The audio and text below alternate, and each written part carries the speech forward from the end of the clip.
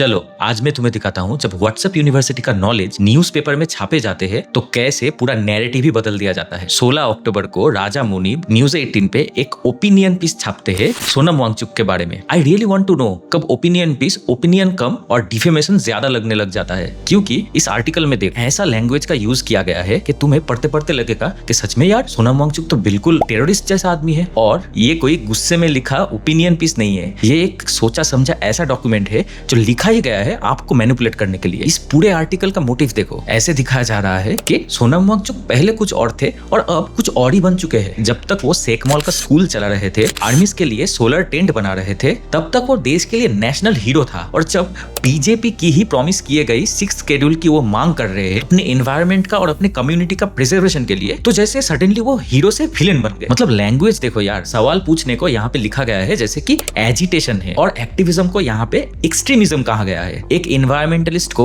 Agitator और प्रोवोकेटर कह के पूरा आर्टिकल में एड्रेस किया गया है। और तो और पूरे आर्टिकल को ऐसे लिखा गया है जैसे कि सोनम वांगचुक का कोई खुलासा हो रहा है। अब ये ब्लेम गेम देखो, इस हादसे में जितने भी लोग मारे गए हैं सबकी डेथ पुलिस ब्रुटैलिटी से ही हुई है, लेकिन अब इस आर्टिकल में ऐसे लिखा जा रहा है कि पुलिस को फोर्स यूज करना पड़ा। और फिर देखो कैसे सिलेक्टिव टेस्टिमोनीज लेके आपको फिर से मैनिपुलेट किया जा रहा है। कौन है ये लोग? इनका कोई सरनेम नहीं है, इनका कोई पिक्चर्स नहीं है, ये क्या लद्दाख के लोग को रिप्रेजेंट भी करते हैं इसका भी कोई प्रूफ नहीं है, लेकिन इनका टेस्टिमोनी डबल कोट्स में दिया गया है। उसने हमें मैनिपुलेट किया, हमारा यूज किया, लेकिन इन सारे बातों का कोई कॉन्टेक्स्ट नहीं है। मतलब जब महीनों से लद्दाख के लोग पीसफुल प्रोटेस्ट कर रहे थे, किसी ने भी लद्दाख के लोगों का टेस्टिमोनीज नहीं लिया। और आज जब एक वायलेंस हुआ है, सडनली 4 लोग आके एक टेस्टिमोनी दे देते हैं और उसको यूज किया जाता है आपको मैनिपुलेट करने के लिए। अभी तक तो आपने ये 2-3 सेकंड के क्लिप्स देख ही लिए होंगे जहां पे सोनम वांगचुक ने यूथ को एजिटेट किया है, लेकिन फैक्ट चेक करने के बाद पता चलता है कि सोनम वांगचुक वहां पे पीस का मैसेज दे रहे थे, ना कि वायलेंस का। फिर भी आपको मैनिपुलेट करने के लिए